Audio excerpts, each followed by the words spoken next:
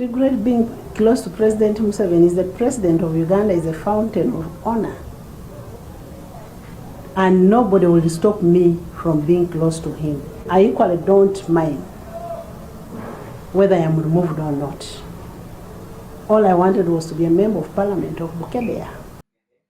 Chiwaliyo yagala kwe kubeera member wa parliament owe Bukedea. Era oli member wa parliament. Amazima gali nti teri asobola kuyimiriza kusemberera President Museveni.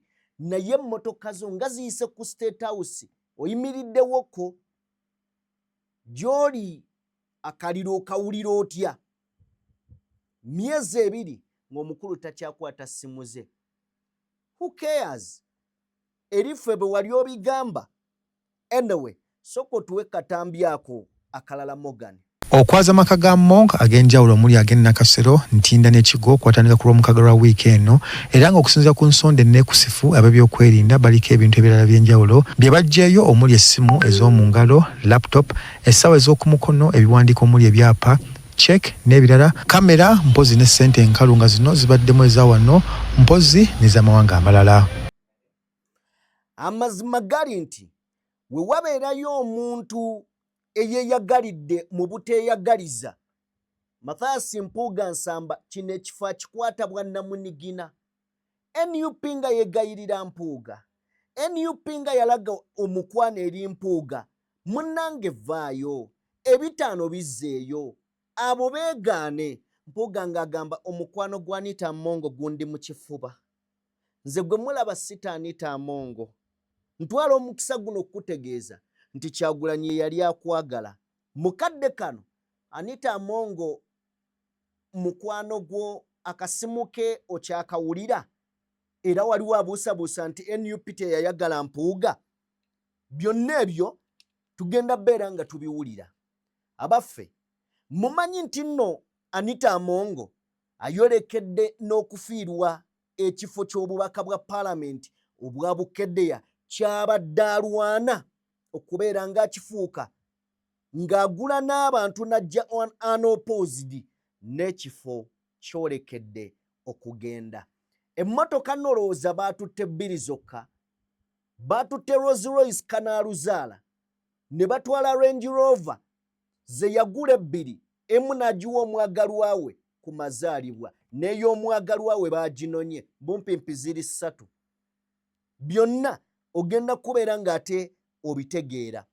Mumanyi nti nno Anita Amongo mu parliament eyasembayo nga bayisa Protection of Sovereignty Bill yavaayo n'agamba abantu nti eno ye last meal. Mubijjukira tuwe katambi ako. You know, when there is a last supper, everybody has to come. I should be able to give you the last supper on the 8th. On the 8th, we should be able to give the last supper. You said this is our last supper? Our last seating, you said. I did not say that. You used the words last supper, Madam Speaker. I don't know what you meant. But you used it twice. Olunaku olwaleero ziweze ennaku 25 bukyanga Anita Amongo ategeeza ababaka ba parliament nti mu parliament ye 11 temubaddemu ba opposition baali baabamira. Era kankujjukize muganda wange ng'ennaku z'omwezi 5 May parliament y'eggwanga Uganda yagenda maaso n'okubeera ng'eyisa ebbago oba etteeka erya Protection of Sovereignty Bill. Wakati nga Amongo musanyufu ng'era aboggola ng'alaga amaanyi ng'endongo ey'ebinyaanyanyanya yagenda maaso n'okubeera ng'akakasa era n'ateekako smile n'asiima omulimu omulungi ogwali gukoleddwa ababaka ba NRM baabuwe. Teyamanya nti etteeka lyayisa lyandisookera ku ye. Mubadde mukimanyi nti nno ebimu ku bibuuzo ebimubuuzibwa ensimbi azijja luddawa.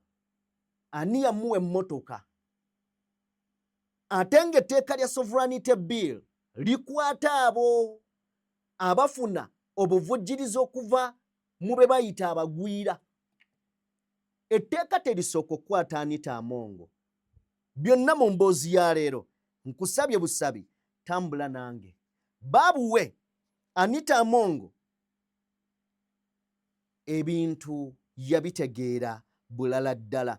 Era kanziramu nkutegeeze nti ng'ennaku z'omwezi 5 Among ono yategeeza babaka banne nga bwe bali ku last meal.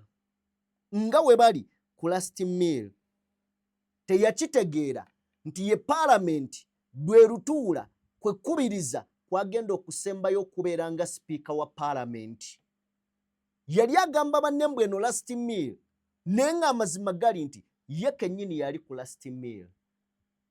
Ne bwebiika amasumba, Anita Among tagenda kuddamu kuba Speaker wa Parliament ya ggwanga Uganda.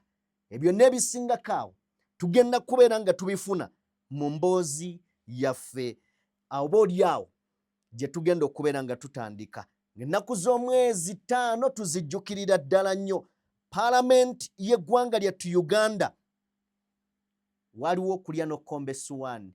Naye ng'asinga okweyagala, asinga okwenyumiriza mu bigenda mu maaso, anti ye mukyala Anita Among. Olwaleero emmotoka ze ziyise ku State House nga Mwami Museveni azirabira mu kamooli. Mwanattu nga tasobola mutaasa kubanga yali emabega w'enteekateeka zonna. Bingi oboolyawo ne by'otawulidde ogenda kubeera ng'obitegeera. Tugenda kutunuulira ku achievements za Anita Among. Tozisubwa muganda wange. Tugenda kutunuulira ku mmotoka Rolls Royce batutte ne Range Rover. Tugenda kutunuulira ku bukulembeze bwa Anita Among mu Parliament y'eggwanga. Tugenda kutunuulira ku bato ezibadde mu Parliament awo mu programu y'olunaku olwaleero. Tugenda kubeera nga tutunuulira ebintu eby'enjawulo. Erias Lukwago agambye Anita Among yali mu FDC. Ono gwe balina kati be baamweyonoonera. Era waliwo wano omubaka avuddeyo n'agamba nti tugenda kukwata ku luguudo lumu na Anita Among. Luguudo ki? Enjawulo nti nze ngenda butabika mu balwadde b'emitwe, yagenda luzira mu basibe abafaanana ng'okero. Tekikubye nnyo. Katokole bwe tuti tujje tutandikirawo ebigambo. Bannange musibyeyo mutya kanzije.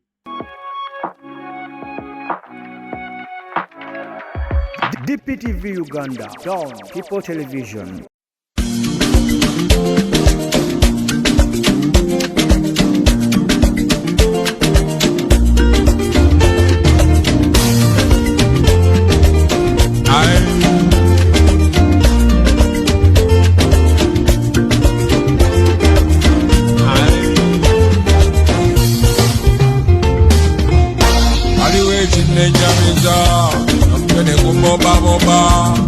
Omuntu gw'olina omuzanyisa okugalabanjanga enzimba byandijunye gwe naye omulabe yeyambisa gwe kale owewala yasuta naye owange gwannemesa kale tebutoga bangulika lya ngobi aluwa bampita obiri embale bankubira akadodi naye owange gwankuba endiko nalubansi tukabira bamusanage wekabire nalubansi tunyikira.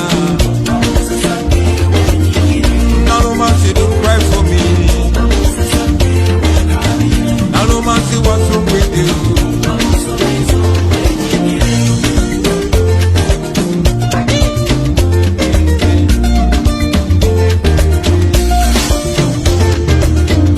No mercy, chobo manya. Ogede bigambo biwedeyo. Eranze jengakasa. Ewali chokola chotamanyi.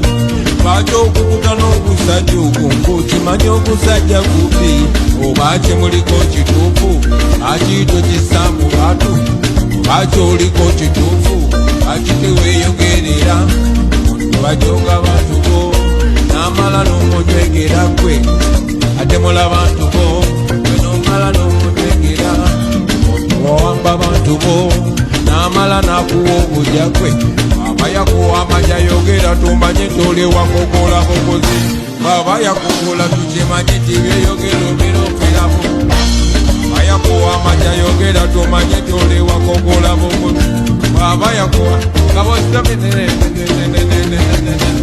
baba yakuwa maja yogera tumanye tole wakokola bukozi baba yakokola tumanye toba naye bannange munyumirwa nkabaweereza oyinayo nalumansi oyinayo akufuukidde akayinja mu ngatto ye bannange genda mu comment section sooka ombuulire olowooza yali ayogera ku baani togamba ow'ekizigo togamba ow'ebitaano nkimanya abo yaboogerako mpaayo omulala tugende okimanya kugendeka nokkiriza kweyambisebwe abwe yakola baganda bo atetineba abwe yakola baganda bo atetineba romina abwe yakola baganda bo akitata bonna bonna abwe yakola baganda bo atetineba romina totunda moyoko nalomaso tunda moyoko otunda bantu bo nalomansi tunda bantu bo nalomansi tunkabira nalomansi tunyigira nalomansi what's wrong with you ekabire nalomansi what's wrong with you mama bino byenjogera nze manyo bimanyirwa kuba weebuuza waliwo amaanyi ng'abona obakira kikiweefebya abantu bodamu amagezi ekitiibwa kigenda abantu abo olwakweyerusa sibeerusu nnyo olw'abantu bodamu ku nsonyi ekitiibwa kigenda omukyalo oyo olwakweyerusa sibweruku nnyo natendekulage ekyakulumirira okamala ezo sente zakuwaga atunda bitokigira akuwambani alinga agamba oli wagula buguzi nawe tukana olinga kalumizirwani akuwambani alinga agamba oli wagula buguzi akuwambani London. Yeah, this is to communicate to all our friends and fans in London.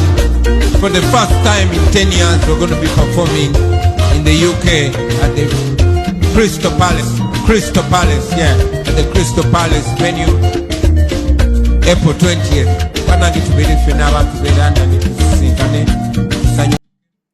Yes, nayambanirizaako bassebo ne bannyabo buli omu gy'osinziira okubeera ng'otugoberera webale nnyo webalire ddala twegasekera kyatwekuumiddeko kyokola kya muwendo. Eno ye DPTV Uganda yenze Sajjime. Of course maze okubeera nga nnyingirawo ebigambo tubyogere ate byankubirwa nno mbadde mududde okubabuuzaako. Tubadde tulina bye tutereeza wano. But okutandika ndowooza n'olunaku olw'enkye ensonga egenda kubeera massive. In fact, egenda kubeera massive.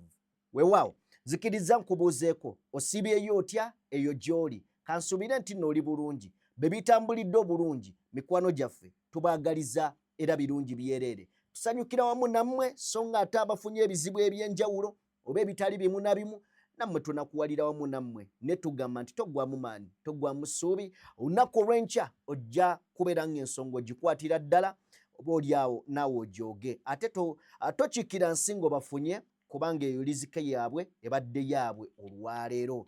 Zikiriza vidiyo gimpeere like mukwano gwange eyakanneegattako nga gwe mulundi gwo gw'osoose okubeera ng'olaba omukutu guno kindly genda maaso n'okubeera ng'osubscribinga. Kankutegeeze nti tutambula ne Sheikh Ashraf omusomi ate era omulombi wa dduwa. Munoonyeko gwe ayina ebizibu eby'enjawulo asobole okubeera ng'ate akuyamba mu ngeri emu. Munoonyeko ku nnamba y'essimu gy'olaba ku screen yo esembya 711 asobole okubeera nga akuyamba. Zikiriza era ndeete abandiga Construction Solutions bano bakugamba nti bwe kuba byakuzimba bwe kuba kuddaabiriza nnyumba mukwano gwange toddamu kunoonya balala.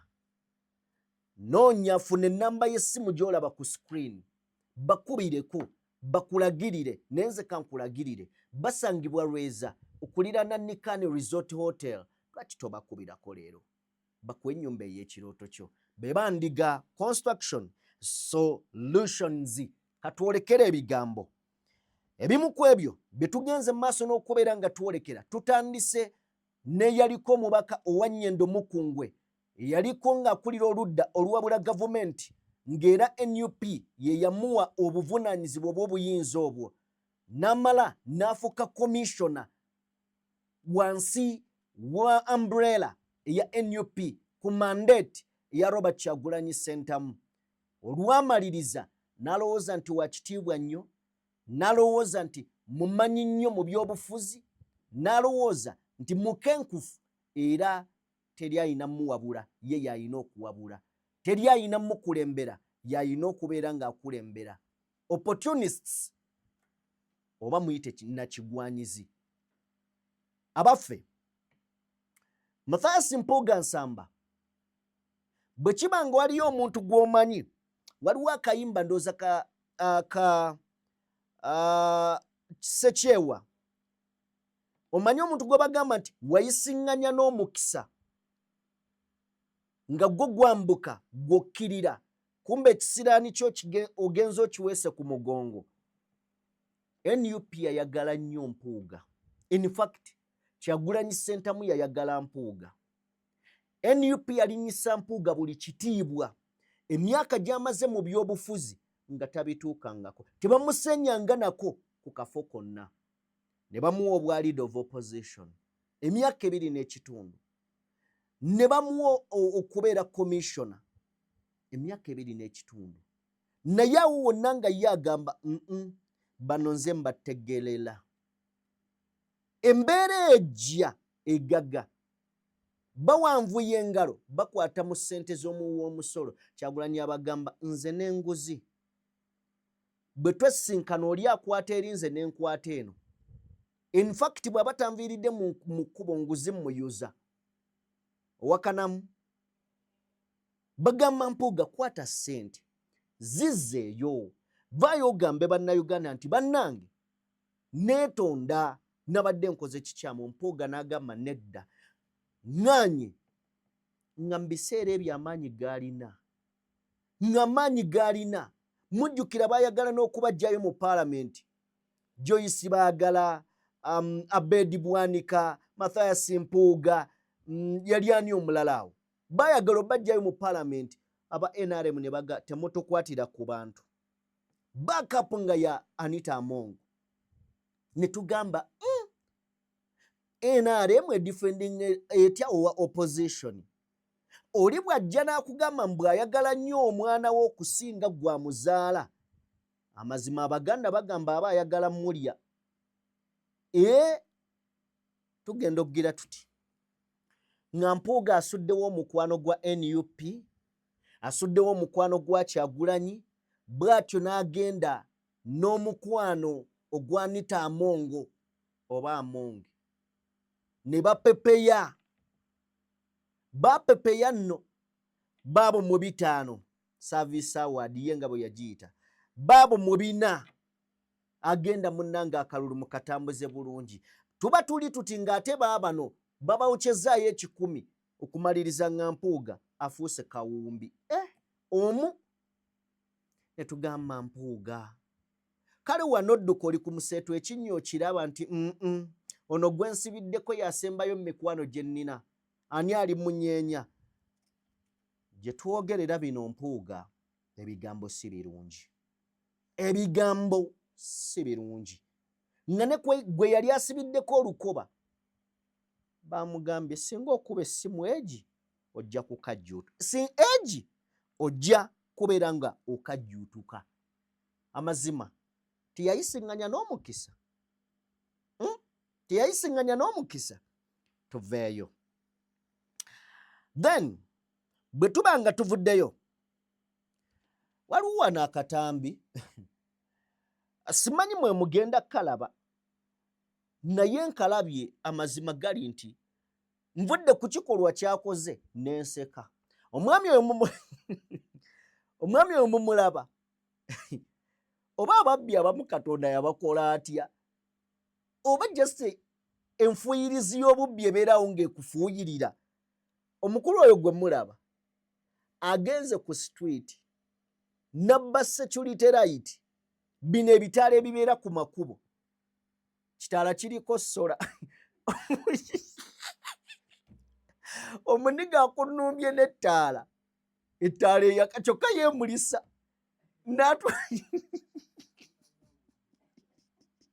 omuniga abadde talina budde bujjako ttaala, asazewo akunumbe, ali sirias agitwala. Ana embwa zeewa eddembe, naye n'omuniga gwewuuyo mulabe. Wallahi kati ne bamusanga nnyonnyola ki? Bamaze ne bamusanga. Tuweeko katambi ako. Ne mbutuufu ono omuniga mulabe. Oba omuntu omu abeera na kizibu kya bubbi, yasitudde muti mulamba, si kutwalako kitaala. Yonna Paul yagiggyeeyo n'akunumba n'ettaala nga yeemulisa ne kasola kaayo. Ono bubbi bannaaye. Kale kano akatambi nkalabye, kabadde kanzise.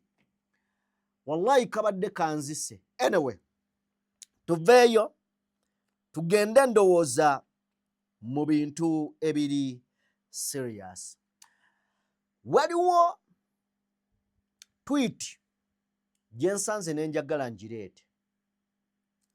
Tweet eno teva ku official Twitter handle ya General Muhoozi, but abantu abasinga katukigereze ku bagagga, buli mugagga aba n'abakongozi, aba n'abawuzi b'obunyama, era nga bw'owulira oli ayo ng'ayogedde ekigambo mmanya oyo ayogedde gundi. Kakati bw'otunuulira eno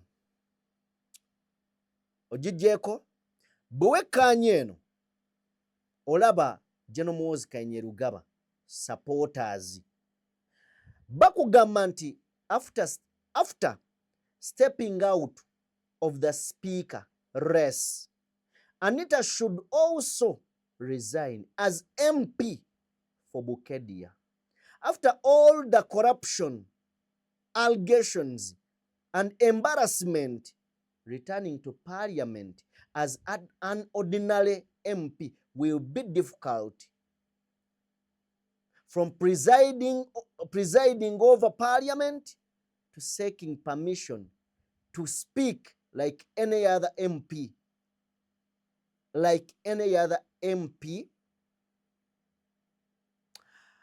Ndabye tweet eno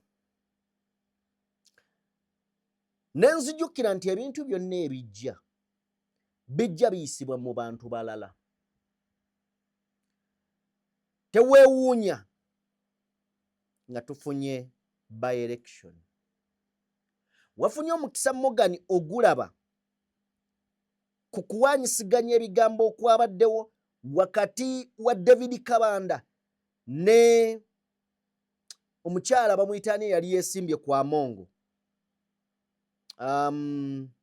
Erinnya ndyerabidde owa NUP oyo gwe baafutyanka. Yes, wabaddewo conversation ku X awo. Erinnya ndyerabidde omukyalo oyo. You know? Teweewuunya. Kankiddemu bannange. Teweewuunya okulaba nga Anita Amongo bamukoze ekyajja bwe Bukedea. Kino tukyogedde. Tuzze nga twogera ku Anita Amongo. Nebye tuzze twogera.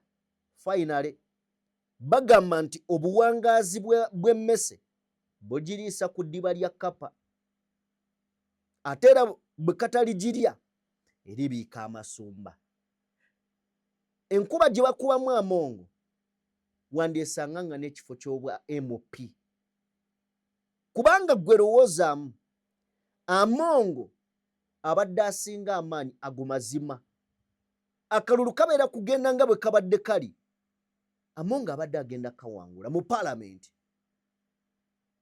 Okwewera amaanyi g'abadde ayogeza, lowoozaamu agenda kudda mu parliament nga just member wa parliament nti tewali na kifaawo kye bagenda kuwa Anita Among.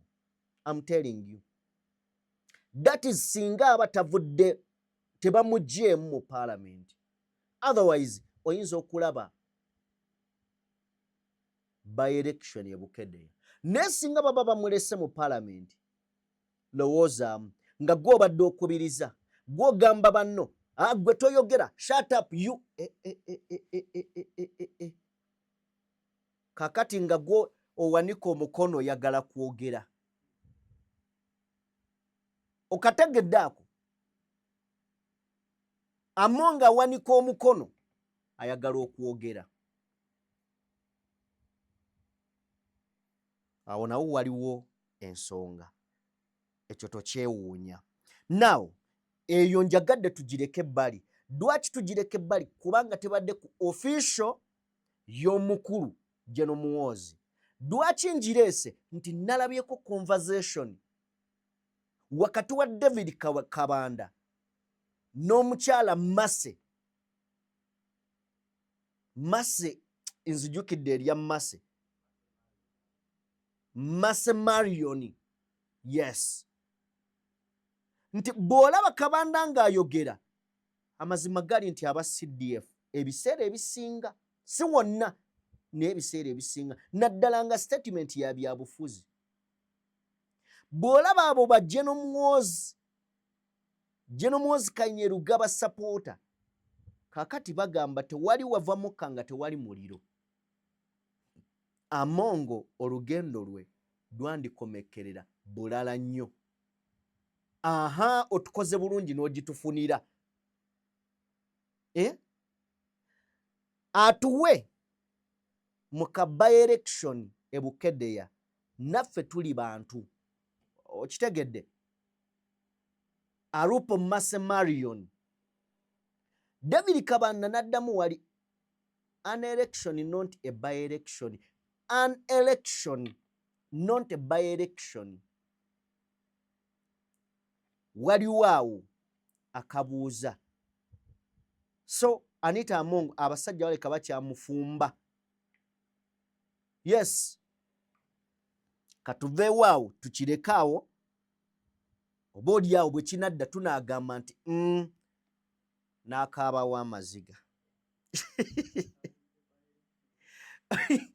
Kasita awulidde by election. Ne kakati kavuze kati oli omunigambu naye yali akaaba. Oli Amson Obua. Oli mbu yali sawa omusajja oyo yatugamba mbu amateeka ge bayisa bamubuuza naye amateeka gano ge muyisa temulikeera ku makya ne gabakwata. Ne ligamba galitusangawa.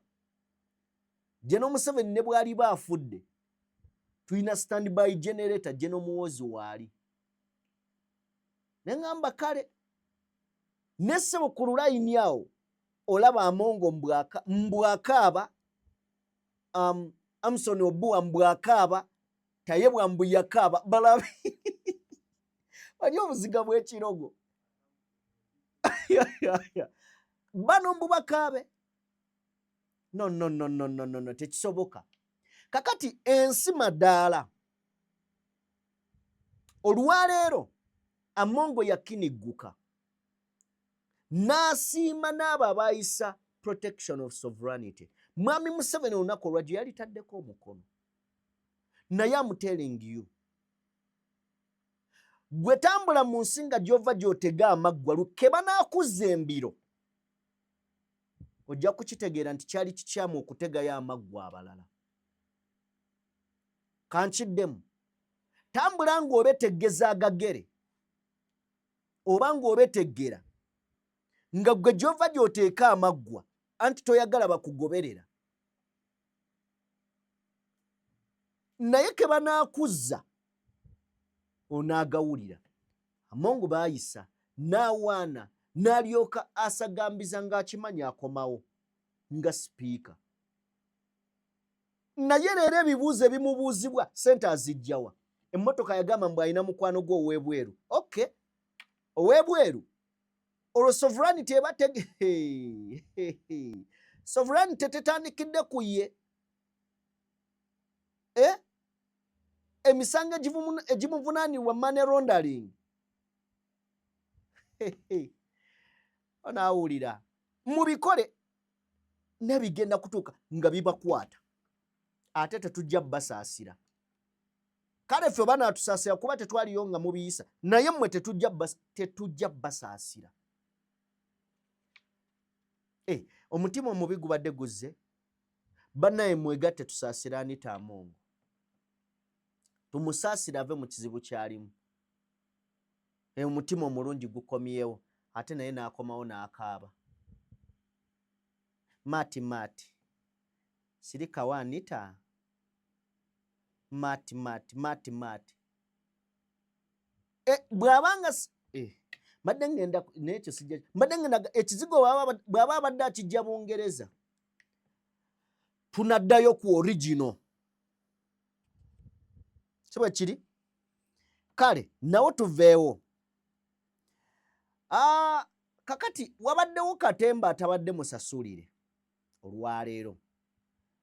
Wabaddewo okulayira. In fact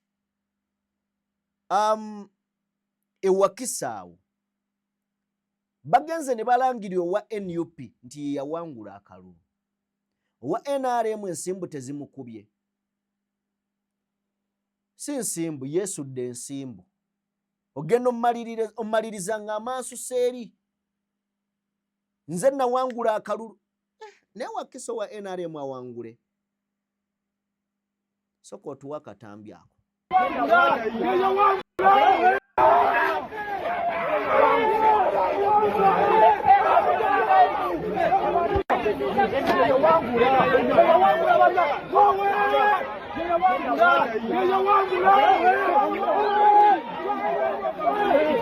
Kasera nti bamubaka nze njagala kulaba muzeeyi mulage DRA forms zange wesikatoke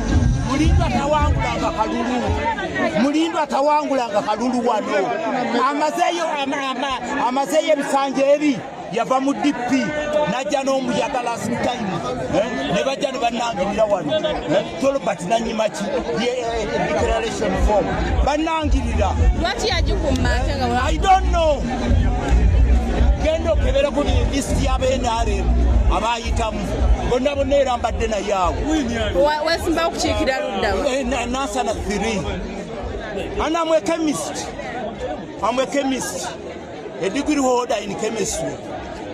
So people did not get votes, but they are just fighting as if they just want to impose on people.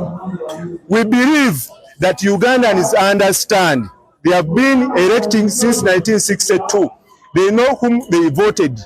It's unfortunate that you can see a person that wanted to be a district councillor to that level when he can behave to that extent. Hey, kat NTV lwaki yamugyeko interview ya Luganda wanji? Hey, tuveewo aye tunaasulawo busuzi. Mikwano gyange emirungi nga ntandika emboozi eya former speaker Anita Among, kansoke mpisewo obubaka buno. Omwami Egesa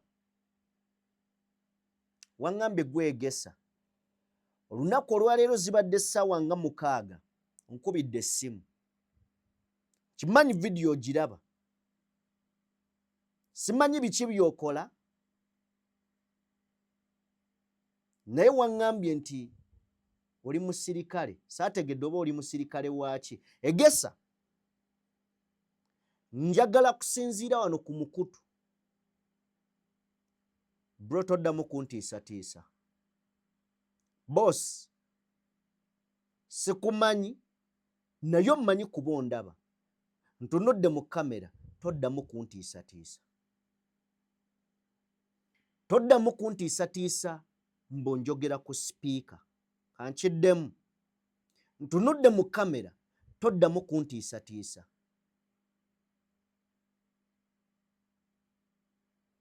Toddamu kuntiisatiisa. Gwe nze sipiika tandiisa. Ekyokubiri, nze ndi munnamawulire. Bw'oba owulira nga nina ekikyamu kye njogedde ku Amongo, oli wa ddembe ogenda okundoopa. Bw'oba owulira nga waliwo kyonna kyensamwesamwe nakyo nga baga nti asamwasamye n'ebigambo, genda ompaabire. Ne bro tontiisatiisa. Guno omulimu ngumanyi. Boy, tebandeeta buleesi mulimu guno. Bannange ngumanyi nnyo. Kankiddemu, egesa toddamu kuntiisatiisa.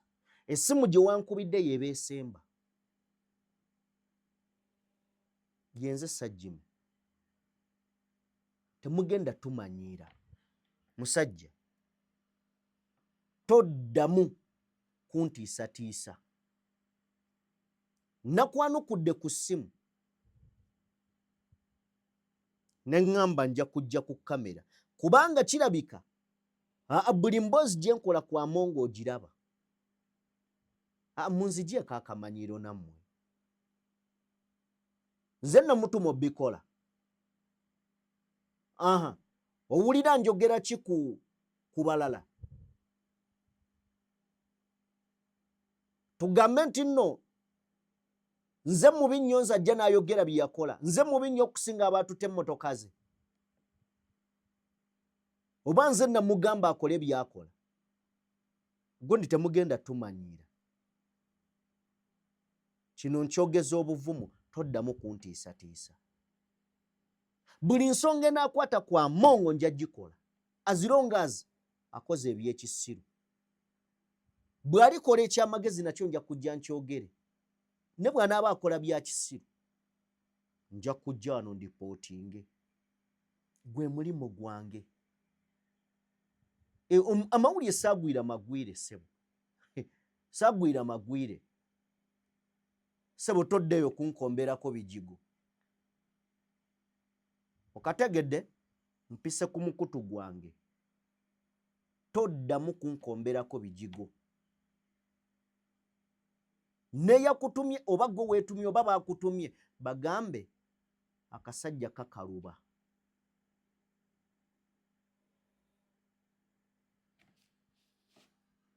Kaneeyongereyo. Ntandise Amongo. Egesa bw'oba kwoli ntandise mukamaawo oba mukamaawo. Ate buli abadde yenyiga mu mivuyo ne sipiika babanoonya.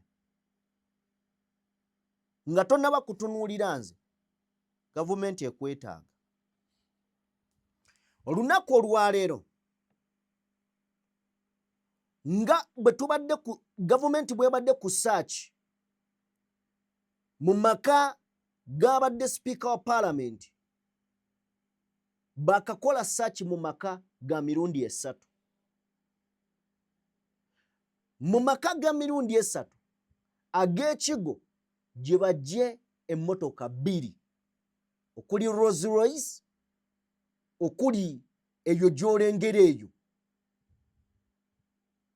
Yalinnya okuva e Bungereza ne bagituusa ku kisaawe, nannyini si ye yagivuga, ne bagimutuusiza ewaka, ezzeemu okufuluma nga bagitwala, kagigula tagituddeemu.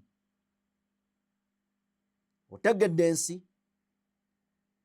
Batutte Range Rover ezo zajja 2, zajja nga ye kennyini mwenye nga bw'ogiraba Triple A3 bazitutte. Ekyenjawulo nti wadde batutte yeemu, ezo 2 bwe bamaze banonye n'eya bbaawe Engineer Moses Magogo, president w'omuzannyo gw'omupiira mu ggwanga, bazinonye n'eye baginonye. Amongo ebintu bikyayongera okwonooneka. Waliwo ekintu kye ndabye mbutufu we babadde batwala emmotoka zino kirabika wabaddewo eyabagambye muziyise kumpi n'ewange nzirabeko kubanga abantu abagenda ekibuli bwe mwetolola ne mugenda muyite ku State House Entebbe omuntu aba n'ebibuuzo ddala lwaki mwetolodde lwaki beetolodde kitegeeza waliwo omukulu eyabadde atudde eggulama ng'atudde katebe ke n'alenga nago yeeyo kale mugitwale yegireebeerayo. Amongo batandise okusomba kankiddemu batandise okusomba buli kyabugagga kye balowooza nti ssente zakigula zaali zamuwa musolo oba yaziculumpanya oba yazifuna mu ngeri gy'atasobola kunnyonnyola. Batandise njagala kutegeeza nti Amongo bafreezinga akawunti ze zaali e Bungereza ne mu America kosa ne wano e Dubai wano mu kyondo kya Buwarabu bazifreezinga. Eyinza n'okuba yemu ku nsonga lwaki abadde atereka ssente ewaka. Eyinza okubeera nga yemu ku nsonga lwaki abadde atereka emmaali ewaka. Nawulidde Balamu ng'agamba nti ababbi b'obukoko ababbi ba buki bandibadde batebwa ne badde ewaka kubanga amakomera gajjudde nnyo. Tuli mu kweteekateeka okulaba nga tuleeta abamu ku bakozi ba zi banka. Wakitegeddeko nti Stanbic Bank mbwe bannyukanga then abakozi abantu ba Amongo ne bajja ne badipositing oba ne ba withdrawing. So kino ekikolebwa nga bakuba international yakukuba newaka bakuba kuno kubuliza muntu mu ttaka. Era waliwo obuyimba kati obuyinza okugenderako awo. Mogani nga kayimba ki?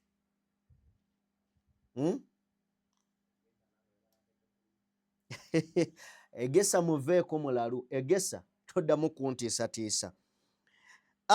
Kakati emmotoka zino omuli Benz, Rolls Royce, omuli Range Rover okutwalibwa kitegeeza ki?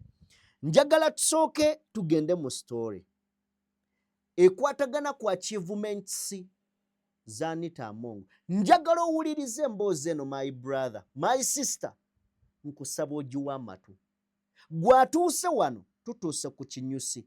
Bwe liba gumbi tusikayo busomyo. Waliwo abali wano ng'akasomyo tebakamanyi. Mwakulira wammwe abatakakoonako mu ssowaani. Soko tuwe emboozi. Mu kire kikeeseza enkya ya leero ebyafaayo bya Parliament byabadde ekuumidde ebbanga kati lya myaka 20 bikyuse. Omukyala Anita Amongo abadde Speaker wa Parliament bwe yeekakabye n'awandiika omukuku gw'ebbaluwa ng'akakasanga eby'okuvuganya ku bwa Speaker wa Parliament bwabivuddeko nga takakiddwa. Kino akikoze ku lwa bulungi bwa kibiina ky'NRM kyasuuta. Ono afuuse Speaker asoose okufugira ekisanja ekimu okuva mu mwaka 2021 ate ng'ekisanja kino yakitandikira mu mwaka gwa 2022 ekyennaku ng'ensonga ezimugobeza siziweesa kitiibwa. Kale tukkiriza Amongo atulabyeko nnyo si wakyali kyakuza naye kyabukuusa nnyo okulowooza nti Amongo mu myaka ena gy'amaze ng'akulemberako n'okulungamya Parliament y'eggwanga mpaawo kalungi kakoza kanaawandiikibwa mu kitabo ky'ebyafaayo bye anti ne Sajjabbi teribulako kalungi kaalyo so nga ne kkumi teriyinza kukyawoomu. Abamanyi omukyalo ono okuviira ddala ng'akyali mu FDC bamwogerako ng'omukakkamu awa ekitiibwa buli muntu akuuma emikwano awatali kusosola so ng'ate agaba buli kaalina kakabe katono. Omukyalo ono afubye nnyo okwerandiza okukola obuteebalira era nga mpaawo kyafunidde ku mukeeka. Okusookera ddala Parliament gyetandika okukubiriza mu mwaka gwa 2022 ge yali mukama we Jacob Oulanyah amaze okufa yekyasinze okuyisa amabaga amangi. Mu bbanga lino esobodde okuyisa amabaga 138 ekibadde kitabangawo mu byafaayo bya Parliament kale lwakubagamu ku go galiko akabuuza. Palamenti ya Monge eno yesobodde okuyisa ebbago ly'etteeka erikangavvula abazannyi omukwano gw'ebikukujju. Ebbago lino yali yakonadde okuviira ddala ku mulembe gwa Rebecca Itwala Kadaga situganya abaliwakanya mu kkooti ku mulundi guli ne kulunulira abalizizaayo. Okwawukanako ne palamenti endala, omukyalo ono omulaka abadde agutadde nnyo ku kuyisa amabaga agagasa omuntu wa wansi kuno okunyweza obwetengereze bw'eggwanga, gamba ng'ebbago ly'etteeka li East African Crude Oil Pipeline, the National Social Security Fund, kuno gattako Coffee Bill ne Protection of Sovereignty Bill guwama bannayuganda ne bongera okumuwagala. Mu budde buli nga palamenti okuyisa ebbago ly'etteeka kitwala ekitone nnyo ennaku 56 ng'ababaka beetoziira. Bwe yalaba bazembeya ennaku n'azikendeezaako n'azifuula 32, ekiyambye nnyo okuyisa amabaga amangi wadde abamu bagamba nti ga kibogwe era nga tegaasengejjebwa bulungi. Mu kisanja kino alwanye nnyo okusitula ekitiibwa ky'eggwanga n'akiraga ensi yonna. Mu bbanga lino palamenti yategeka enkungaana eziri ku mutendera gw'ensi yonna eziwerako, gamba nga the 27th Conference of Speakers and Presiding Officers of the Commonwealth, kuno gattako Non-Aligned Movement plus G77 Summits. We yafuukira sipiika ng'okuzimba ekizimbe kya palamenti ekipya kwatandika dda, kyokka ng'omulimu guno gwesiba alwanye bwezizingire okuguza okusa ekisanja kya palamenti eno kigenza okuggwako nga batandise okusereka. Mu kisanja kya Mongo afubye nnyo okusembeza abavuganya gavumenti, okugeza bwe yalaba nga bakamisona ba palamenti bakola okukira akayuzi yeno olukiiko lwa Parliamentary Commission lwakulira ne bateesa nti beesiime olw'emirimu amakula gye bakolera eggwanga mu kye bayita Service Award, kyokka okumanya omukyalo ono tasosola ne Mathias Mpuuga era akulira oluvuganya gavumenti mu palamenti mu kaseera ako yamuwa obukadde bw'eza Uganda 5 gw'oma bannayuganda ne bongera okumutenda omutima omugabi. Mu kisanja kino era nga muna NRM ataliko bbala afubye nnyo okulaba ng'essiga erifuga buli kye lisaba likifuna awatali kukandalirizibwa, okusaba okukwewola ensimbi nga kumwanguyira nnyo okuyisa. Kino kiyambye nnyo gavumenti okutuusa obuweereza eri bannansi situganya ebbanja lya Uganda lyeyongedde nnyo okutuuka ku triliyoni 13 nga zino ziyise mu ttengetengere by'obugagga by'eggwanga kiyite GDP. Akumye nnyo obuwulize eri ekibiina kye NRM ekyamuwanda Kiddusi okufuuka sipiika wa palamenti nga tannabaako kyayogera. Afaayo nnyo okumanya ssentebe w'ekibiina ky'agamba oba mutabani we Gino Muhoozi si kulwa ng'anyeenya emmeeza kwaliira. Enkola eno emukuumidde kumpi ddala n'olulyo lw'oyinza okuyita olulangira, okugeza bwe yakimanyako nti alipoota y'akakiiko ka Kosase gye kaali kaleeta ku Uganda Airline yali ejjudde obusagwa n'asalawo edde ku bbali, ne bwe yakimanyako nti bannayuganda si baali basanyufu n'ebbago ly'etteeka ery'amagye UPDF Amendment Bill eryazzaawo kkooti y'ekinnamagye teyatunuzaayo liiso lye, anti kino kyali kyakumuttira obuganzi. Kino bwe kibadde ne ku mabaga amalala gamba nga Coffee Bill ne Protection of Sovereignty Bill ng'owamma nayongera okuganja. Omukyalo ono gwe neteteggulirako Mukama yakwasa ebiri ng'amugumulira omukono ogugaba ensimbi mubonyabonye nnyo okukola mu bwerufu agigaba teyerekeramu ate nga musanyufu wattu. Okugeza kansuubira nti mujjukira bulungi nnyo nti wano gy'olyabalamu ng'eyali omubaka wa Kalangala Helen Nakimuli afudde yakulukusa amaziga okubula okumugwa mu kiwanga, kyokka teyakoma okwo, yakwata mu nsimbi eyiye ey'ekikazi n'awaayo amabogo ga bukadde 10 mu mpeke. Bwe yalaba tekimala naye yamuweerera omwana w'omugenzi okutuuka nga mazisini ey'okuna. Kino ekikolwa kya buzira ate nga kiraga empeke y'obuntu eradde mu ye. Wano gy'olyabalamu mutabani w'omukulembeze w'eggwanga Gino Muhoozi Kainerugaba bwe era ateekateeka okukuza amazaalibwa ge ag'omwaka guno yateekateeka emisinde, kyokka ng'ensimbi ezinaavaamu zaali zakweyamisibwa okuddukirira abaana batalina mwasirizi. Mukazi wattu ono n'omutima gw'omugabi yasindiikirizibwa okukwata mu kasente kake ekikazi n'awaayo obukadde bw'eza Uganda 10 ziyambeko mu nteekateeka eno gw'owama Uganda n'eyongera okumunyenyeza omutwe. Mu Julayi w'omwaka 2022 omukyalo ono nga kyajja afuuke sipiika wa palamenti yakizuula nga minisitule y'ebyobulamu ekyalemeddwa okutumbula ebyobulamu mu disitulikiti y'e Bukedde gye yakulira era gy'akiikirira. Kale yakwata mu kisibo kye ky'embuzi n'agattako n'embaata wamu n'enkoko, byonna n'abitunda n'afunamu obukadde bw'eza Uganda 600 n'aziwaayo okugula ebikozesebwa mu malwaliro. Kino kyayongera okumwagaza ennyo abantu ne Mukama okumuwa omukisa ogw'okufuna. Okumanya omukyalo ono kikyamu nnyo okumuyisaamu amaaso. Mu Jjuuni wa 2024 ttiimu ya Uganda Crane bwe yali yeteekerateekera empaka z'abaneetaba mu World Cup yakyalirako abazannyi ennamboola eyo, yatwalira ddala akadde nga wayamu nabo. Mu kubasibula n'akwata ebbaasa ya bukadde 50 mu kashi n'agibakwasa endulu neeta abavubuka bano. Mu kaseera ako baali bagenda kuzannya ne Botswana, kyokka n'abasuubiza nti buli ttiimu gye banaddamu okuwangula ng'abaweereza ebbaluwa ya bukadde 50. When you win all the 2 games, you will get the same amount. Not so. Who is the captain? Ekikolwa kino tekyali kya kweyagaliza wabula kwagala nsi yattu eno Uganda. Mu April w'omwaka 2024 eddwaliro lya Nsambya lyatandika kaweefube w'okusonda ensimbi ez'okumaliza ekifo awajjanjabirwa Kookolo. Akalimu kano kaali kamaze ebbanga nga katudde. Abagenyi bonna abaali ku mukolo guno nga basirise. Omukyalo ono bambi yajjukira obulumi abalwadde ba Kookolo bwe bayitamu n'awulira nga n'ebiyengeyenge bibola ku mujja. Yalaba buli omu asirise ng'ensonga zivusiza kweka mwana yekka. Yeekakaba n'ayimirira n'asuubiza okuwaayo akawumbikiza Uganda kalamba guwamba abantu ne bongera okwagala Amongo. Omukyalo n'entakira azaakozesa ensimbi ezize okukyalira omutukuvu Paapa okuviira ddala ku Papa Francis kati omugenzi okutuukira ddala ku Paapa Leo kati aliko. Kino kyongedde nnyo okuwa eggwanga lyaffe ekitiibwa n'okutusakira emikisa. Kyekera omukyalo ono y'omu ye yatukiikirira mu kuziika Papa Francis yanaanyolwa nnyo olw'okufiirwa omuntu obw'omugaso bw'atyo eyagala ennyo eggwanga Uganda n'atuuka n'okulikyalira. Mu kalulu kano akaakaggwa omukyalo ono yawaayo kyonna ekyasobola okunenyeza omukulembeze w'eggwanga akalulu ko n'ababaka ba paalamenti abalaba na NRM. Mukazi wattu ono ebitiibwa bye nga sipiika yabiteeka ku bbali n'atabaala eggwanga lyonna ng'akutte bendera y'ekibiina kye NRM. Mpulira nti awamu yakwesanga ne ku nsimbi ezize okulaba nga abantu bawangula akalulu. Ekikolwa kino kya mwoyo gwa kibiina era batono ddala baali bakikoze. Kale situganye biwulirwa nti abamu ku babaka abawangula yabayisa mu kamooli. Okumanya omukyalo n'abadde mugabi nnyo ate nga bw'akwata ekifi akwata ddala kinene. Yakwata emmotoka ennene ekika kya Range Rover n'agiwa bba Moses Magogo naye ne yeekuumirako emu eyiye. Kale lwakuba enkya yaliro bakedde kugitikka annyonnyole gye yajja ensimbi ezagigula. Naye munnange nga bwe bagamba nti abantu bala mu magoma gavugira aliwo so ng'era nnyama ya viivi eyala ng'oyimiridde k'otuula ng'ebula.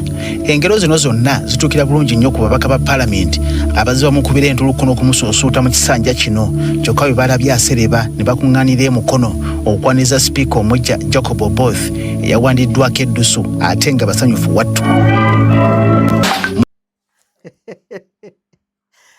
Wallahi omusajja atusimye emboozi eyo olwaleero. Owulidde achievements z'omukyala. Waliwo omuntu wakusima emboozi n'osiriikirira wallahi nga yagibasonye. Kati eyo yo ebadde yakusiima Amongo. Omukyala alina omutima omudduukirize omuyambi. Gw'ogamba otya ali eyo? Kikyoteesa ku mboozi eyo? Sooka otuwe katambi ako, sooka okatuwe nako ako kennyini. The message to the members of parliament who are swearing in for the 12th parliament. As you heard the motto yesterday, this is Kisanya, no sleep. We must be able to work for Wananchi, work for humanity outside there, and concentrate on what affects the local person. Right, Honorable, how would you describe the 12th Parliament as we close it, going in? 11. As we go for the 12th? 11th Parliament has been a very good Parliament.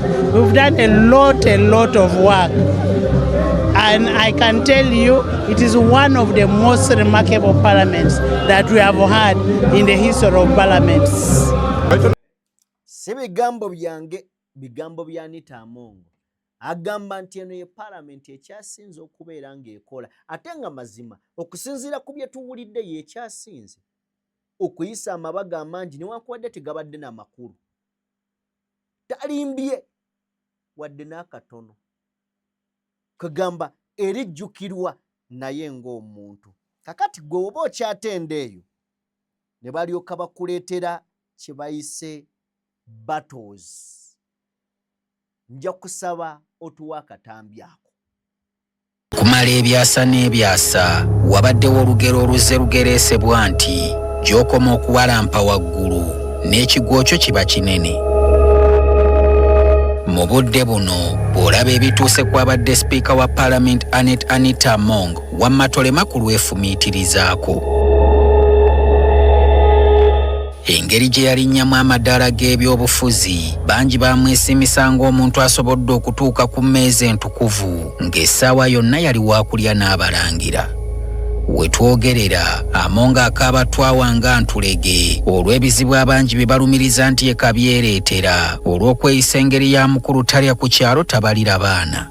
Teweerabira nti Among atuula ku ntebe y'obwa sipiika nga mukama we Jacob Oulanyah Kamutonda amaze okumweddiza nga yalondebwa mu Maaci wa 2022. Okusinga abakyala be baali abasanyufu kubanga kuno kwali kuva ku Kabira kudda ku Kabira olw'okuba ne sipiika Oulanyah gwe yali yaddira mu bigere yali mukazi. Kyokka Among enkola ye ey'obukulembeze gye yajja nayo bangi batandika mpolampola okugikubako ebibuuzo nga tannaweza yadde omwaka mu ntebe. Mu bbanga lya myezi 2 gyokka nga yakatuulako, Among yakkiriza bakamisona ba Paalamenti 4 okugabana akawumbi ka siringi kamu obukadde 7 ng'akasiimo, era nga ku baafuna ensimbi zino kwaliko eyali akulira oludda oluvuganya Mathias Mpuuga eyabuukawo n'ebitaano, Solomon Sirwani, Esther Foyo Chan ne Prosimbabaza Kampulira, bano bonsatule nga baafuna obukadde 4 buli omu. Ensimbi zino zaafuukira ddala kagumba weegoge kubanga zaayawukanya Mpuuga n'ekibiina kye ki Nuupu nga n'okutuuka olwaleero buli asanga munnamuwanda lulusu. Ababaka ba Paalamenti bangi bavaayo okwogera ku nsonga eno nga n'abamu baali baagala bannaabwe baveeyo bennyonnyoleko kuba waaliwo n'okukuŋŋaanya emikono egibajjamu obwesige. Kino nno lumu kyaleetawo okutomeragana wakati wa sipiika n'eyali omubaka w'Emiyaga Theodore Ssekikubo, era sipiika n'atuuka n'okumukozesaako olulimi olutatera kukkirizibwa mu lukiiko ng'agamba nti by'ayogera temuli yadde akatoola. You speak whatever nonsense you want to speak. Here, I have sins, I can assure you. You speak. No, I have sins. Ensonga zino zaabuliraawo mu kkubo ng'Anita Among akugira bangi okuzoogerako. Mu mwezi ogwo ogwa May, ensonga z'amabaati g'e Karamoja we zaaviirayo nga gano kyeyoleka nti ne sipiika yennyini yagabanako. Buli omu yeewuunya abantu bano abalina ensimbi ezitalinaalina ate ekibatanula okudda ku by'abanaku nabyo babyezibike. Sipiika n'abantu abalala abaali mu nsonga eno balina engeri ne kati gye twebuuza gye baawanduukululwamu ku lukalala lw'ababbi. Ku nkomerero ya byonna ne lulekebwako Agnes Nanduttu yekka era eyasingisiddwa essango lino gye buvuddeko. Ebyo nga bitandise okusiriikirira mu Juni w'omwaka gwe gumu, ababaka ba Paalamenti baaweebwa obukadde bwa siringi 40 buli omu nga ge twaloba galaga nti omudidi guno baagukimanga mu maka ga sipiika wennyini nga n'abandi baazijjanga mu yaafeesi ye. Teri amanyi mutuufu ani yagaba nsimbi zino wabula byogerwa nti Among yennyini yali ayagadde okusanyusaamu ku babaka be.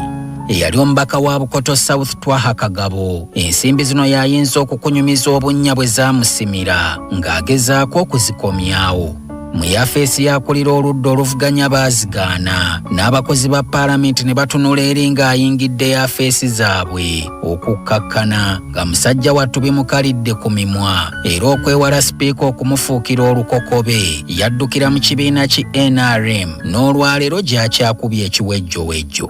Mu mwezi gwe gumu ogwo gwe tuliko, ono yatuusibwako ku Paalamenti mu kapyata wa Benz etemagana ng'omuntu eyawuniikiriza buli omu. Mu bbanga eryaddako, mmotoka zino yayongera okuziweza emu ku emu nga zonna ziriko ennamba ya nnukuta ezisooka ku mannya ge okulaga enjawulo n'omutindo. Ebibuuzo ku bw'ababaka abamu gye bajja obwesedde bw'ensimbi ze beeraga nazo byatandika wabula nga bangi babuuliza mu kasirise. Simanyi nkutuuse ku lutalo lwe ne yali minisita omubeezi ow'ebyettaka Pacis Namuganza. Luno nno nalwo lwakwajja mu Paalamenti awo. Kanaaluzaala yatandika Among kyajja atuule mu ntebe ewooma nga newankubadde abalala baali bamukkiririzaamu, ye Namuganza yasigala si mumativu n'omuntu alondeddwa ng'amulabira ddala ng'ow'ekibogwe. Ono yayombanga ku ngeri Among gy'addukanyaamu Paalamenti, kyokka babaka banne ne bamunenya olw'okuyisa amaaso mu mukama waabwe.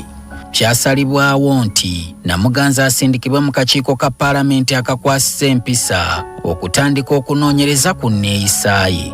bangi ku babaka ku kakiiko kano bakkaanya nti Namuganza mwana wa mpisa nsiiwuufu era emikono ne ginoonyezebwa okumuggyamu obwesige. Entuula za paalamenti zonna ezaddirira ku Namuganza gwali muliro mwereere nga naye yeewozaako nti ayisibwa ng'ekyana kuba bano baali beefudde kiiso kya mbuzi ekirekerera omussi ne kitunuulira omubaazi.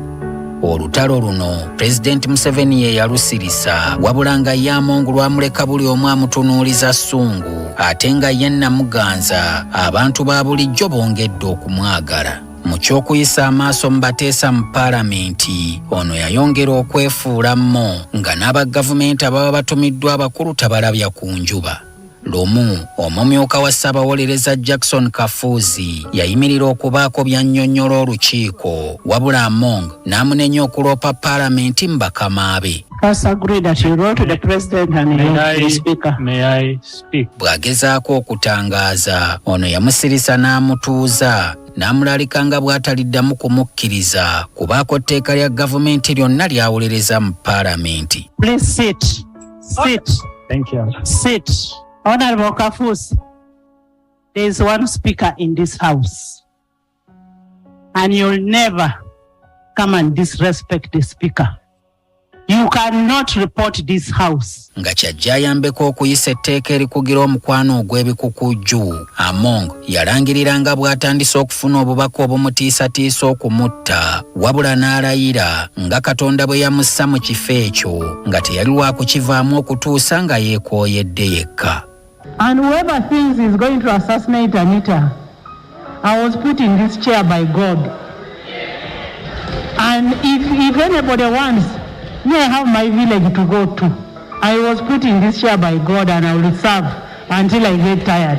Bannayuganda ku mikutu mukwanira wala baatandikawo omwoleso gw'okwanika obulyake mu bitongole bya gavumenti ebitali bimu era paalamenti eno yali ku mwanjo nnyo. Bano nga bakulemberwamu Agatha Tuhaire baleeta n'ebiwandiiko ebitaliiko kabuuza ebyali biraga engeri omukyalo ono gye yeeyambisaamu ekifo kye okufulumya omusimbi oguŋŋoŋŋa mu paalamenti ku mirimu emijingirire egitaliiko kubalirira. Bano baalaga nti mu lunaku lumu ono yali asobola okufulumya obukadde 3-4 wabula nga bw'onoonyereza oba zaakola ekyazifulumya obinnyuka weeyagalidde. Byawaawaza bangi amatu kyokka sipiika yennyini n'azibikira okubyogerako mu paalamenti.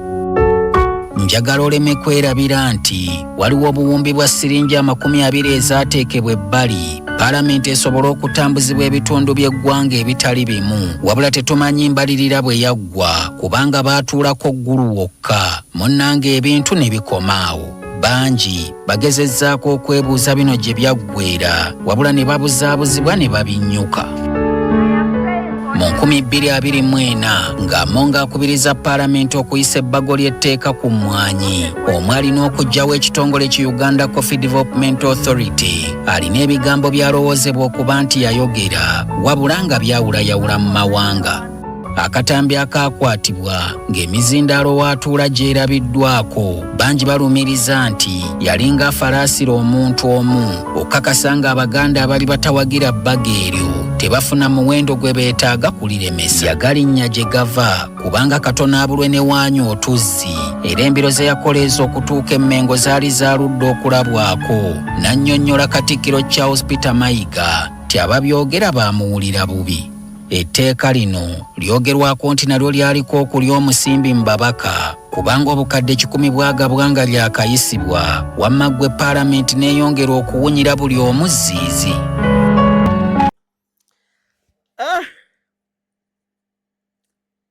Anita Amongo bamuwa ebimuli bye nga mulamu. Simanyi oba amawulire agalaba obudde buno, simanyi ebyaddala ne kyonna kye kiri afuna ebimuli bye okuva mu buli koona. Then njagala ndowooza tufune ku bukulembeze bwe bubadde butya. Yes, nabo tubulabeko obwa Amongo. Tuwe emboozi eyo. Please sit. Oyinza okugamba nti okunoonyereza kw'abadde Speaker Parliament Anita Amongo kwalwawo dda kubanga amaloboozi mangi galudde nga gavaayo ku buli bw'enguzi obugenda maaso mu Parliament mpozi n'okukozesa obubi w'ofiisi. For those who have been following, amendments to majority of the clause. Yadde nga waliwo ebyo ebibadde bimanyiddwa mu lujjudde, ebimu bibadde mabega wa bisenge. This was now a new bill. Okulondoola ebimu ku bino tubitaddemu engato ne tugenda ku Parliament, ekitongole kya Nation Media Group ekitwala NTV gye tubadde tumaze ebbanga nga tetukkirizibwa kuyingirayo.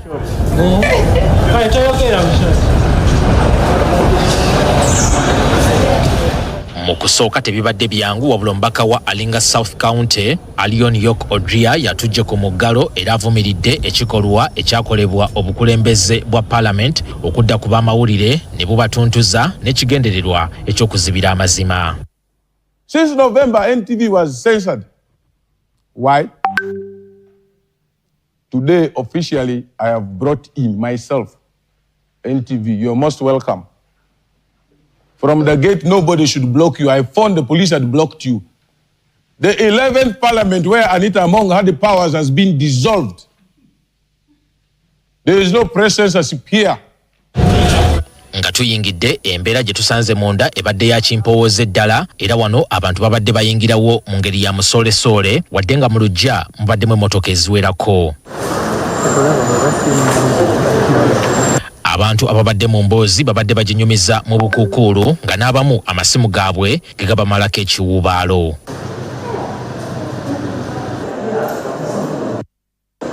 Okusinziira ku mubaka wa Alinga South Alion Odria, ebitongole bya Parliament ebyenkizo omuli ekyakalani wa Parliament, ekitongole kyakulira ebyensimbi ssaako n'akulira ebyokugaba emirimu bisana kunoonyerezebwako. We want the clerk to Parliament to be checked, to be investigated, none other than Adolf. We're also calling for the office of Director Finance of Parliament, who has been the only coordinator of Anita Among in the entire system. Director Finance, Mr. Onobwa of Parliament, office must be checked. We are calling for Office of Director Communications, Chris Obore of Parliament, to be checked against corruption. Omubaka Odria era ayagala gavumenti ettukiza okunoonyereza ku babaka b'akakiiko k'embalirira abaali balumirizibwa okwekobaana n'abakungu ba minisitule y'ebyensimbi okubaako ssente ze bezza nga ziva ku mbalirira y'eggwanga. Honorable members, I also call upon MK to join in this struggle to see that the committees of Parliament, especially committee chair of budget and the committee. Waliwo ekintu ekimbobby omutwe kyempulira ng'oli ne bw'aba ayogedde ebirungi aba afuuse sijja kwesa kigambo kikyamu. Emukano neki ku komiti za Parliament. Who is he? Yani kale akolanga ki mu by'obufuzi? Aina mulimo ki mu Parliament gwe muyita alungamye Parliament? Parliament yeyina olungamya ye, so si ye kulungamya Parliament. Then kino nakyo nkiwulira ng'ekyobulalu omuntu bw'abanga akyogedde. Anyway, buli muntu wa ddembe okuwulira n'okwogera kyayagala kuba eba opinion ye, but tulina olaba ebintu mu ndaba engazi. Nze bwe ndowooza nti MK tewali kye yeetaaga mu Parliament. Twongereyo. The chair of finance with their members need to be checked, interrogated, whether in the Parliament now, in the 12th Parliament or 11th Parliament, they must be checked. Bwe yali alabiseeko ku mpewo za NTV mu programu ebigambo tebitta, akulira oludda oluvuganya gavumenti mu Parliament Joel Ssenyonyi nga kyajja afune obukulu buno, yategeeza nti engozi yali etandikira mu lukiiko lw'abakamisona olukulirwa sipiika nga luno lwe luvunaanyizibwa ku kulabirira ababaka. Eno contract nagyogerako yagenda naawa radio ye bagiyita Mama Kedia FM contract ya buwumbi 3 mu milioni 135 Bukedia, Mama Bukedia FM. The radio station eri Bukedia, nanyiniyo ye speaker OHT wa Anita Among. Contract eno bagiweerawa mu commissioni. Obatula mu nkukutu. Kuba kati abantu bano batula nabo backbench commissioners. Tebajja muwakanya nnyo kubanga naye abawaayoko mu service award obwo. Ssenyonyi yategeeza nti obukulembeze bwa Speaker Anita Among bwaleetawo okutya mu babaka ba Parliament ekyasinga okuviirako emivuyo okweyongera ng'eddoboozi ery'emulugunya ttono nnyo bw'ogeraageranya n'obunene bw'ensonga. Muna buzibu tulina nti ababaka bangi mu Parliament yaffe batya Speaker. Speaker bw'inaayogera ku kino tajja kumpaka triple. Bw'inaayogera ku kino ayinza okunyima omukisa okwogera ku floor ya Parliament. Bw'inaayogera ku kino ajja kuwa ba opponent bange ssente banwanyise mu constituency. Abaka babeeramu omubambi nga batya aba NRM n'aba opposition. Ono yatusunirako nga Speaker wa Parliament n'omumyuka we Thomas Tayebwa bwe badda ku ssente z'eggwanga ne bazeegabanyanga bwe balaba nga baatuuka n'okukozesa ebiwandiiko bya Parliament okugula generator n'essenge ng'akwata ababbi okubiteeka ku maka gaabwe ng'abantu. Eno approval eya contract okugula generator 2. Emu nga ya makaga owekitiibwa Speaker. Agagenga ye Bukedia ge yazimba. Agaga ogwa nanyini endala ya makaga Deputy Speaker. Kati olwaliro mu mboozi ey'akafubo naye Ssenyonyi atubuulidde nti ssente nnyingi ezibadde ziyisibwa ku akawunta z'abantu ssekinnoomu wabula ng'oluvannyuma zifundikira mu mikono gya Among. Ssente buwumbi na buwumbi nga ziyisibwa ku akawunti z'abakozi mu Parliament ba Chris Obore amuteerako obuwumbi 4 billion n'agenda n'azijjayo n'azitwala maka ga Speaker. Ono naye ne bamuteerako noono ne bazijjayo ne bazitwala eri Speaker. Obuulyawo zaabadde aterekeye mu basement ye n'ebirala. Kontrakta y'okwoza n'okukanika mmotoka za Parliament bano baagala ziddemu zetegerezebwe kubanga balowooza nti zaagabwa mu ngeri ya manchoolo. How much money is spent in a month in the names of washing cars, buses? Where are the buses parked? Where are our vehicles parked? Who owns who? Who owns what? Waliwo washing bay eri wali ku Africana. Motoka za Parliament zonna gezoolezebwa buli kanaku. Zonna ate nga mpitirivu. Babeera bize motoka bagimalako eddakiika nga 10. Kanaku nyingi zibeera nyingi motoka. Buli motoka bagicharginga emitwalo 5. Kati bano baagala ofiisi ya IGG oba kaliisoliiso wa gavumenti eveeyo ennyonnyole bannayuganda obanga ddala amakulu gayo weegali bwe gutuuka ku kulwanyisa obuli bw'enguzi mu bantu abali mu bifo ebya waggulu mu gavumenti. IGG namuwandiikira emirundi 2 nga mugamba okunoonyereza ku nguzi eri ku Parliament. Neyeebuzaabuza mu kiseera ekyo Honorable Betty Kamya neyeebuzaabuza. Ne kati ne ku kino mwalabi IGG yavuddeyo n'agamba nti twafunye ebbaluwa tujja kunoonyereza. Si be bali mu kunoonyereza. Chief of Defence Forces. IGG should also prove that they are working. There are a lot of matters which have gone to IGG. They must prove to Ugandans. They have not had any report about Parliament. Ani Walukatamba, NP. Kale, ye emboozi ya leero bannange. Emboozi ya leero yondalamu. Anyway, andooza tujjewo ya Rolls Royce naye ggwe lumu. Omanye wagyeyise, wagyeyayitidde, katugifune naye tugijjewo lumu. Sooka ogituwe. Wezzawalidde essaawa 9 ez'olweggulo olunaku lwajjo nga poliisi n'amagye bamaze okusalako amaka gano agabadde Speaker Anita Among agasangibwa ekigo mu ggumba y'e Makindye Ssaabagabo mu disitulikiti ey'e Wakiso. Ebyabadde bigenda mu maaso naffe obwedda tubirengerera wala wabula twakitegedde nti Among ne bba Moses Magogo babadde wamu n'abantu bano okubayambako mu kunoonyereza kwabwe.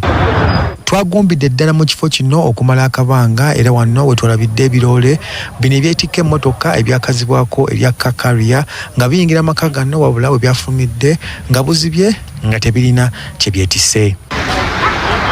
Tukedde kudde mu kifo kino olwaliro okugobera ebigenda mu maaso era tulabiddeawo nga mmotoka eziteeberezebwa okubanga mu mbadde mutambulira Anita Among ne zituuka mu maka gano.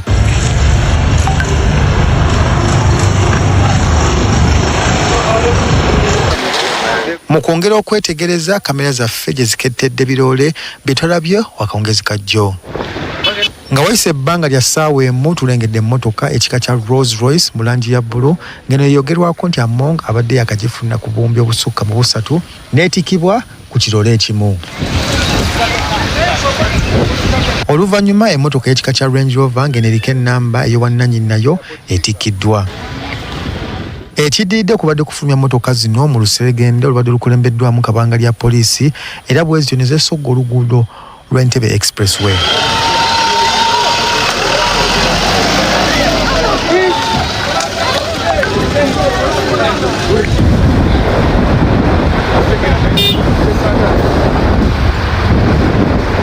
Naffe wano tusazeewo okugobera oluseregende luno era nga tuyise Munyonyo tuutwo ku luguudo lw'Eggaba Kansanga okutuuka Ensambya.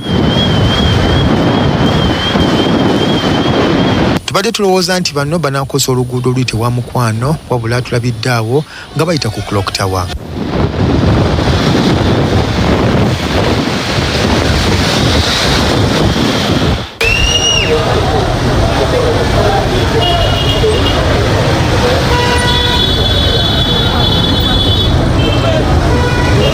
Wano aba bodaboda babiddwako nga bawerekera mu mmotoka zino wakati mu kusaakaanya.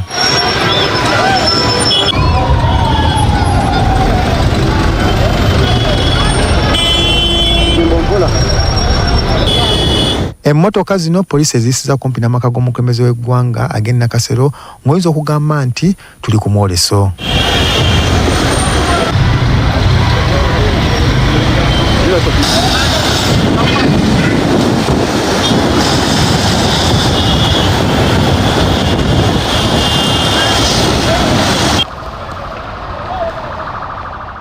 Wano tuvuze butereevu okutuuka ku kitebe kya poliisi Naggulu era ng'emmotoka zino gye zigenda okugira nga zikuumirwa wabula nga tetukkiriziddwa kuyingirayo. Okwaza amaka ga Among ag'enjawulo omuli Agnes Nakasero, Ntinda n'Ekigo kwatandika ku Lwomukaga lwa wiiki eno era ng'okusinziira ku nsonda enneekusifu ab'ebyokwerinda baliko ebintu ebirala by'enjawulo bye baggyeeyo omuli essimu ez'omu ngalo, laptop, essaawa ez'oku mukono, ebiwandiiko omuli ebyapa, check n'ebirala, kamera mpozi ne ssente enkalu nga zino zibaddemu eza wano mpozi n'ez'amawanga amalala. Montamale kale yemboozi bwetyo eya Anita Among, yemboozi ya Speaker Anita Among. Elias Lukwago naye avuddeyo okwogera ku mboozi eno agamba Among bwatyo si bwe yali. Ono Among aliwo NRM yemwonoonye. Tuwe ku Lukwago. Among gwe tumanyi ffe bakadde be gwe bazaala ne bateekateeka ebukeddiyoyo mulala naye Anita Among ono gwe tulabyeko emyaka 5 kitonde ekyakolebwayo Kaguta Museveni n'ekigendererwa.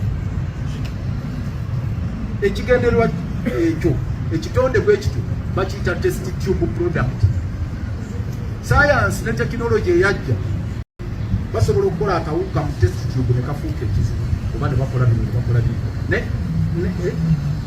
nga bombaluza covid kali kawuka akakolebwa mu test tube nebo kati bakawuka ne kafuuka ekizibu. Anita Among test tube yamuteeketeeka okumufuula kyali mwami Museveni era yabadde agirina bwati test tube.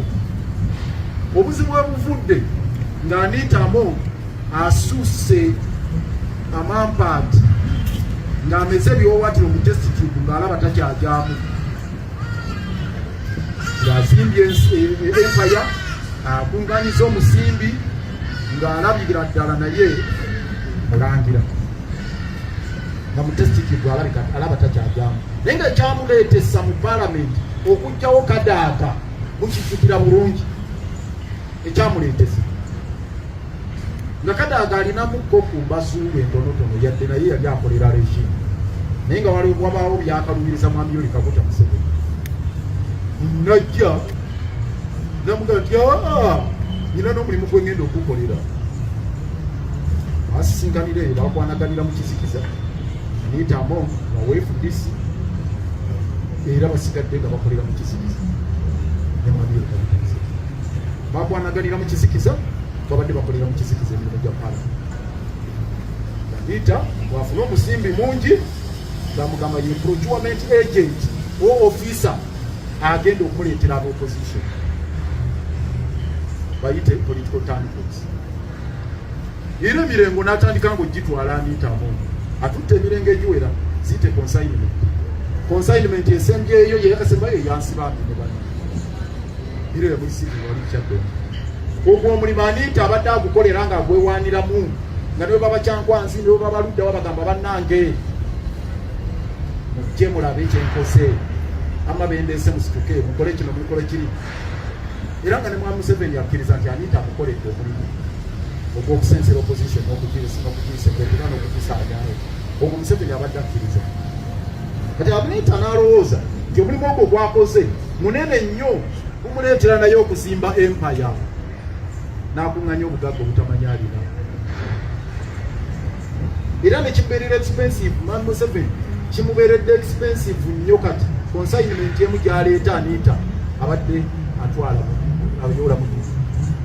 N'aleetayo omulengo bw'eguti ne baba ba byabufuzi nga basatu bajja mu opposition nga wajja kuyisaawo naye ebiyitirivu.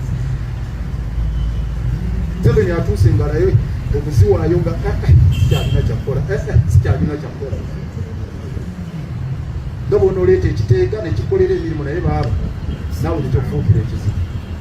Kati Anita bw'abadde Museveni yakola ekiteega naye ng'ekiteega kyakufuukira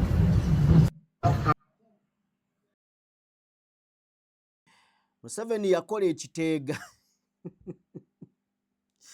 ekiteega ne kimufuukira ekizibu.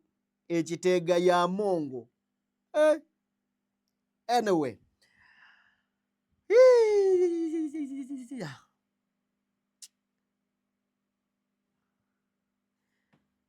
Aliwo omukyala ono agamba nti bagenda kwawula just before we batuukira ne bakwata kkubo eri omu akoma butabika omulala agenda Luzira.